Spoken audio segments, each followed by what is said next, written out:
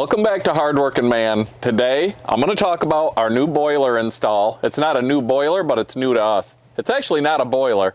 John from Frickin' Jeep brought it up. It's an outdoor wood burner, and it heats water. We're going to talk a little bit about how this works, how we hooked it up, what we did right, and what we did wrong.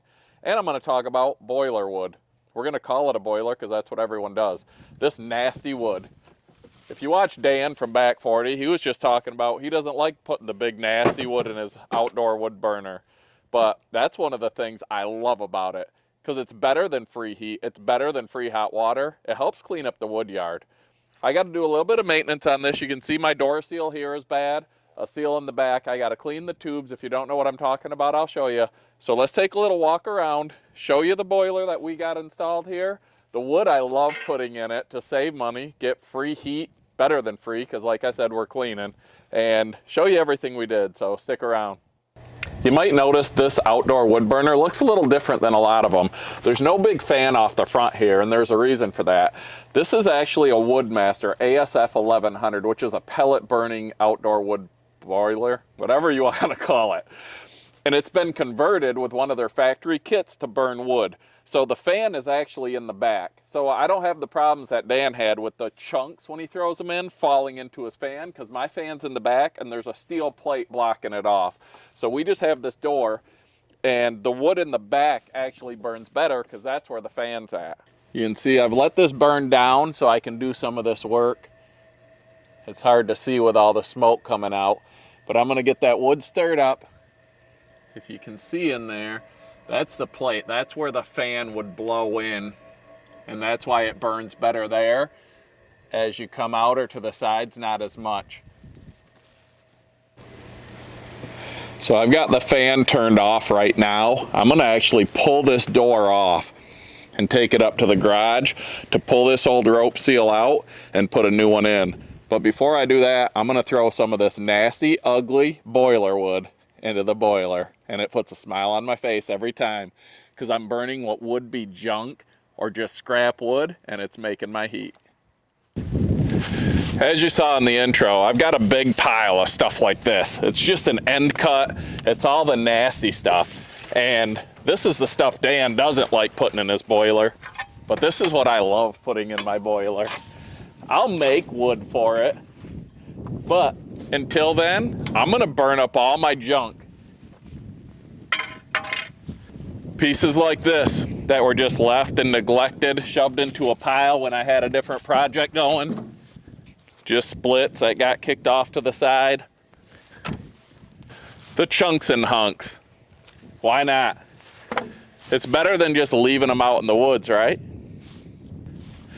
And stuff like this. I mean, it's covered in dirt. It's nasty. It's dry. It's gonna burn. And I don't have to worry about bringing it in the house, getting all that dirt inside, and making a mess.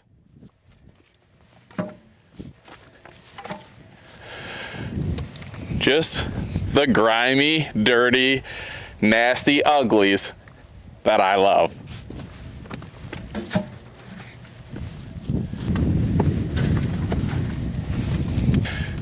And the crotch pieces that nobody really wants to split. Now I don't have to.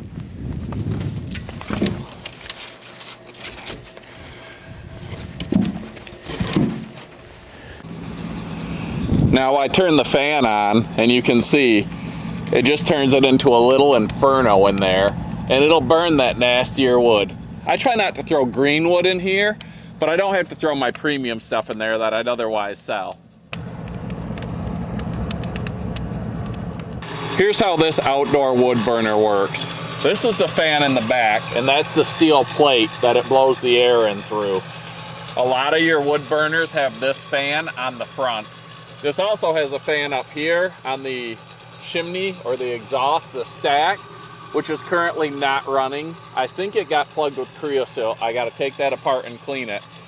Now inside this box is a bunch of tubes that run through the water. There's a water jacket around the wood box that heats up the water, and the exhaust tubes run through that to help transfer more heat before it goes up the stack.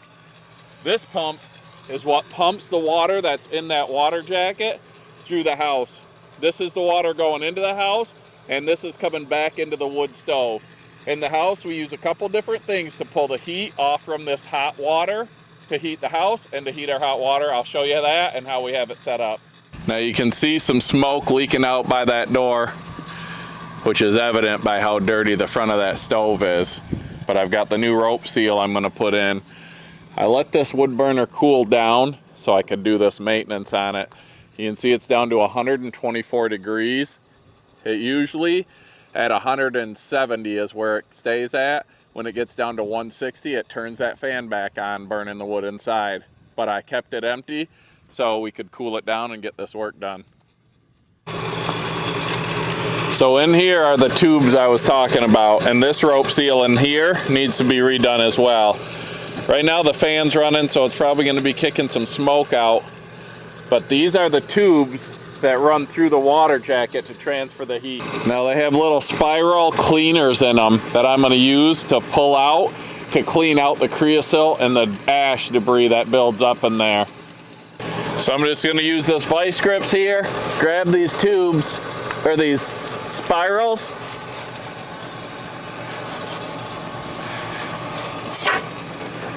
and twist them and pull them to clean this debris out. You want to keep these clean.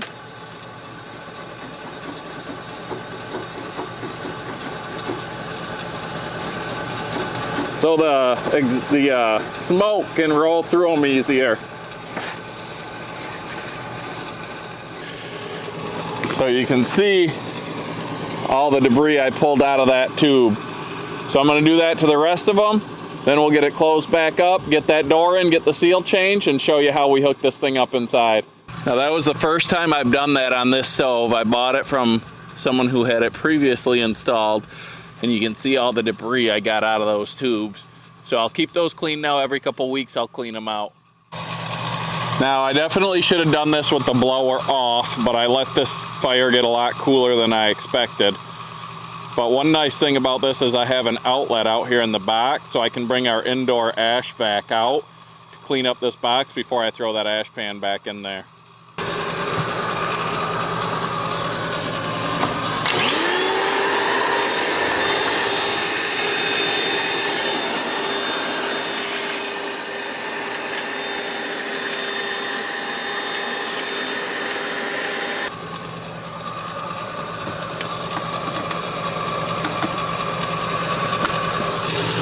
Now one of the issues I had with this when I bought it was this stack had been pushed down and bent down, so this wasn't sealing at all. So I had to bend that back up, and the reason that happened is they had 2 sections of stainless steel chimney stack on this, but you really don't need any. So I went without them, and it's working just fine. This is where the Thermoplex comes into the basement and hooks into these PEX lines. This will run to the 2 different devices we have installed to heat our house and our hot water. I'll show you those. Here we are in the utility room, and we just have our regular electric water heater. And up here is a 20-plate heat exchanger. So what that does is it runs the hot water from the outdoor wood burner through, and then the water that goes into our water heater is run through a different channel. So it heats it up before it goes into the water heater. So the water heater is filled with warm, hot water instead of the cold water straight from the well. So the water heater itself will hardly ever have to run. It also gives us an unlimited supply of hot water. And here's our heat exchanger for our forced air furnace. Again, the hot water just runs through this. It runs all the way through the box of our furnace. So when it calls for heat, it blows the air through that heat exchanger, giving us heat into the house. So what we had to do was set up a second thermostat in the house. This controls the outdoor wood burner, and this is our propane, which will hopefully never engage. As you can see, we've got this one set at 64 degrees, and this one set at 69 degrees. So this will produce the heat before that does, but if we're out of town and the wood is gone out of the burner, then the propane will kick on at 64 degrees. Now a few things I did. I bought just one of these line thermometers that I can hook on here, so I can come in and see what the temp's at. As you can see, it's low because I let it burn down.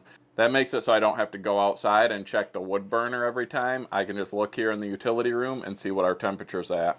Another thing I did was just put this night light in this outlet. This outlet's on the same circuit as the wood burner. So if this night light's on, I know the power's going to the wood burner. I don't have to worry about losing power and not knowing it.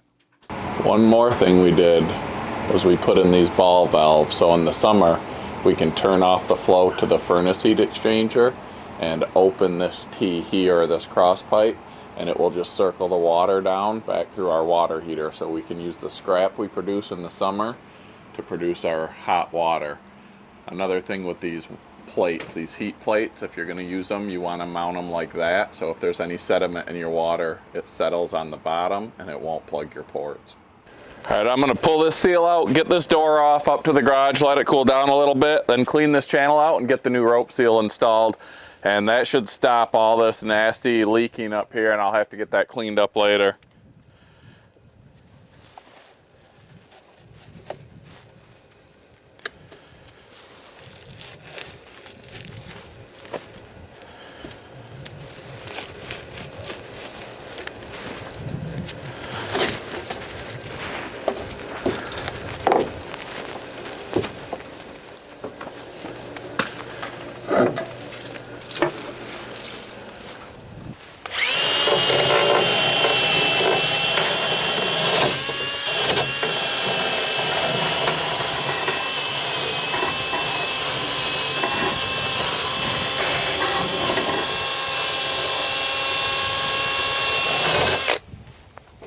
Alright, we've got this channel cleaned up pretty well. Some of this was rusted out. It should be welded down here, so this is a little bit loose. I'll probably have to either get this repaired eventually or just completely replace the door. But now I'm just going to get this inside channel a little bit damp, get the new rope seal damp, get the gasket in here. I'm going to put it in pretty heavily. I'll probably go get another tube of this to do the back door, just because of the shape this is in. So let's get that going and get the door back on.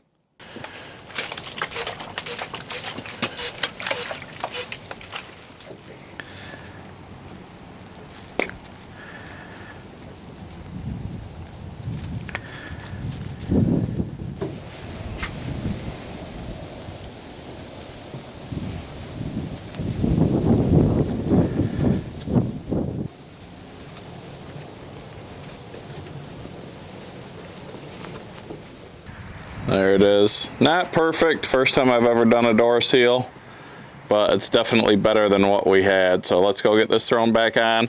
It says to let this air dry for 30 minutes and then put some heat to it.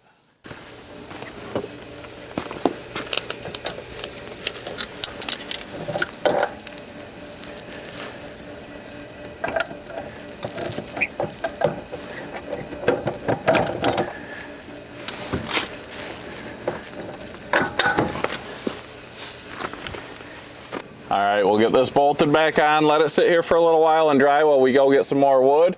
I'll talk a little bit more about outdoor wood fires and get this thing filled up, shut down, and see if we stop that smoke.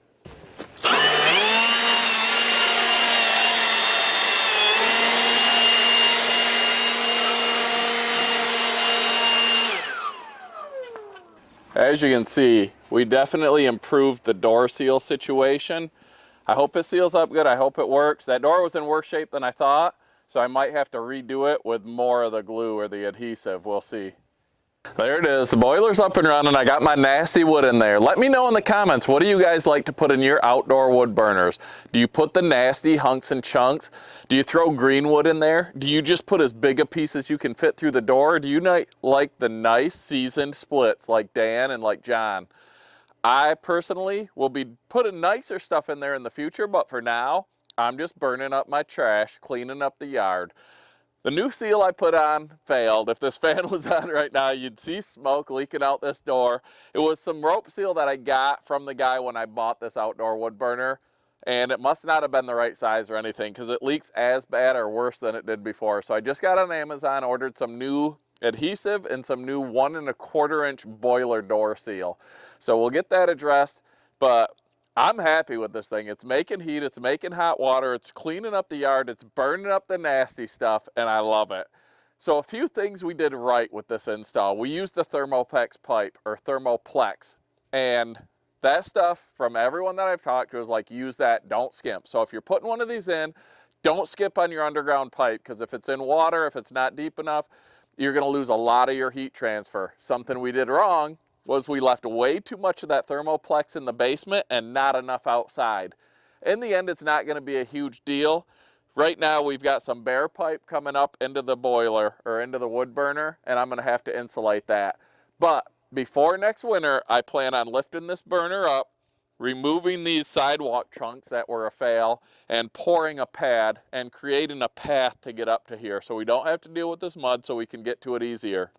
When we do that, we'll simply move the burner a few more feet towards the house, which will allow us to pull that Thermoplex up out of the ground and make it longer. So we'll be good there. I really like that we put those ball valves in so we can turn off the heat exchanger to the furnace, but keep our hot water all summer long. We produce a lot of scrap making firewood, and we're just going to be able to throw that in here and have free hot water and a cleaner wood yard for the rest of the year. Hope you guys enjoyed this video. This is how we do it, burning the nasties. Let us know what you do. Thanks for watching, Hardworking Man. Hit the thumbs up and drop a comment down below. Thanks for watching, guys, and have a great week.